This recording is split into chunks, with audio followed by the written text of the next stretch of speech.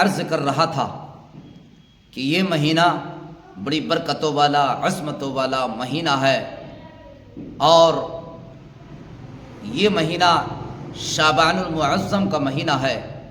اس کے آنے والی جو شعبان آنے والی ہے، شعبان المعظم کی رات آنے والی ہے، جو 14 شعبان المعظم کا دن ہوگا اور رات 15ویں شعبان ہوگی۔ دوستو، آج اس کے تعلق سے میں آپ حضرات کے روبرو ہوں۔ یہ مہینہ بڑی عظمتوں والا ہے، اور حضور پاک صلی اللہ تعالی علیہ وسلم نے ارشاد فرمایا، شعبان شہری و رمضان شہر اللہ۔ شعبان میرا مہینہ ہے اور رمضان اللہ کا مہینہ ہے۔ پیارے بزرگ اور دوستو، مقصد یہ ہے کہ شعبان کس کا مہینہ ہے؟ رسول اللہ کا مہینہ ہے، اور رمضان اللہ کا مہینہ ہے۔ روایت میں آتا ہے، تفسیر الساوی کی حدیث مبارکہ ہے، تفسیر الساوی کی روایت ہے، حدیث ہے کہ شعبان کا مہینہ جب آیا اور اس کی 13ویں تاریخ آئی، تو رات میں نبی دو جہاں صلی اللہ تعالی علیہ وسلم نے اللہ کی بارگاہ میں عبادت کی، سجدہ کیا، اور رب کی بارگاہ میں دعا کی، مولا میری امت کے لیے میری سفارش قبول فرما، یعنی میری امت کے حق میں میری سفارش قبول فرما۔ تو روایت میں آتا ہے اللہ پاک نے حضور کی دعا کو قبول فرمایا اور فرمایا، اے میرے محبوب، 1/3 امت کی سفارش تیرے حوالے کر دی ہے، یعنی ایک تہائی تیری امت کی سفارش تیرے حوالے کر دی ہے۔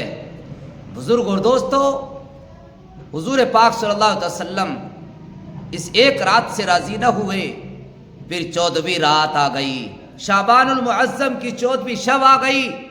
حضور پاک صلی اللہ تعالی علیہ وسلم نے پھر رات میں عشاء کے بعد اللہ کی بارگاہ میں سجدہ کیا، عبادت کی، جاگے۔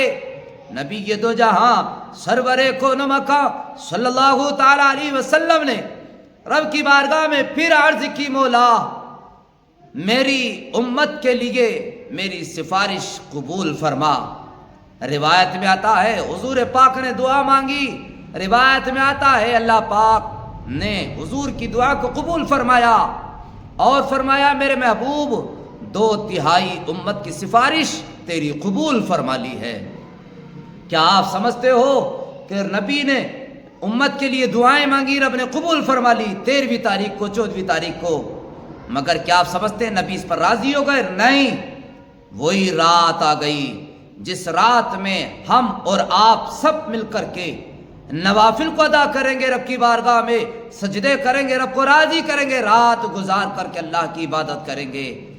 یہ 5 رات ایسی ہے جن میں گزار و عبادت کریں، تو اللہ ان 5 راتوں میں، ان 5 راتوں کو مقدس رات اللہ نے بنایا ہے، اس میں یہ شعبان المعظم کی 15ویں شب ہے۔ اس رات میں نبی دو جہاں صلی اللہ تعالی علیہ وسلم نے پھر رب کی بارگاہ میں سجدہ کیے اور دعائیں مانگی، اور دعا میں مانگا، مولا میری پوری امت کے لیے میری سفارش کو قبول فرما۔ پیارے بزرگوں اور دوستو، میرے بھائیوں، میرے ناظرین، لائیو دیکھنے والوں، نبی دو جہاں صلی اللہ تعالی علیہ وسلم کی اس دعا کو بھی رب نے قبول فرمایا۔ روایت میں آتا ہے، تفسیر الساوی کے اندر لکھا ہے کہ رب نے ارشاد فرمایا، میرے محبوب میں نے تیری پوری امت کے لیے، یعنی جو آدھی امت بچ رہی تھی اس کے لیے بھی سفارش قبول فرما لیا، سوائے اس کے جو تجھ سے محبت نہیں کرتا، جو مشرک ہے اور جو ظالم ہے، اور جو تجھ سے محبت نہیں کرتے، مجھ سے نہیں ڈرتے ہیں، جو گناہ کرتے ہیں، جنہیں جو شریعت پر نہیں چلتا، جو اچھے کام نہیں کرتا، سوائے اس کے ہر امتی کے لیے تیری سفارش کو قبول فرما لیا ہے۔ میرے پیارے بزرگوں دوستو، یہ مہینہ نبی کا مہینہ ہے. ہمیں ہمارے نبی صلی اللہ علیہ وسلم نے اس رات میں، ان 3 راتوں میں مسلسل ہم گناہ گاروں کی سفارش کے لیے رب کی بارگاہ میں دعا کی ہے. یعنی نبی شفاعت کرائیں گے. شفاعت کا مطلب کیا ہے؟ نبی یہ دو جہاں صلی اللہ تعالیٰ علیہ وسلم اپنی امت کے لیے سفارش کریں گے. نبی سفارش کرتے رہیں گے، رب مغفرت فرماتا رہے گا، رب سفارش قبول فرماتا رہے گا، یہاں تک کہ نبی کے تمام چاہنے والے، نبی کا کلمہ پڑھنے والے اور نبی کی شریعت پر عمل کرنے والے، حضور کے فرمان پر چلنے والے، رب کا خوف دل میں بسا کر کے چلنے والے، ان کے لیے نبی کی سفارش ہوتی رہے گی، اللہ قبول فرماتا رہے گا. میرے پیارے بزرگوں اور دوستو، شعبان المعظم کے مہینے کو جب آ جائے تو اس میں حضور کا خوب چرچا کرو، اپنے نبی کو یاد کرو، اس لیے کہ نبی دو جہاں صلی اللہ علیہ وسلم نے اس مہینے میں ہمیں یاد فرمایا ہے.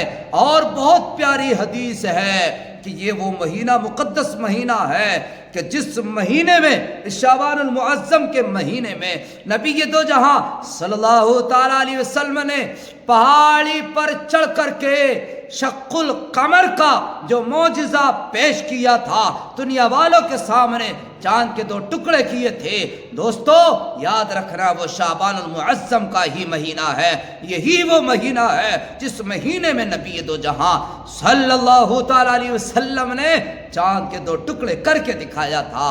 اور دوستو یہ بڑا عظمت والا مقدس مہینہ ہے. حضرات گرامی، حضرت عبداللہ ابن عباس رضی اللہ تعالیٰ عنہما سے روایت ہے، اور یہ روایت، یہ حدیث ترمذی شریف کے اندر بھی موجود ہے. ترمذی شریف میں موجود ہے کہ اس رات میں عبادتیں کرنے والا، اور جو رات 15ویں شب آ رہی ہے اس رات میں جاگ کر کے عبادت کرنے والا، حضرات گرامی، عبادت کرے رب کی بارگاہ میں، حضرات گرامی، اللہ گناہوں کو معاف فرماتا ہے.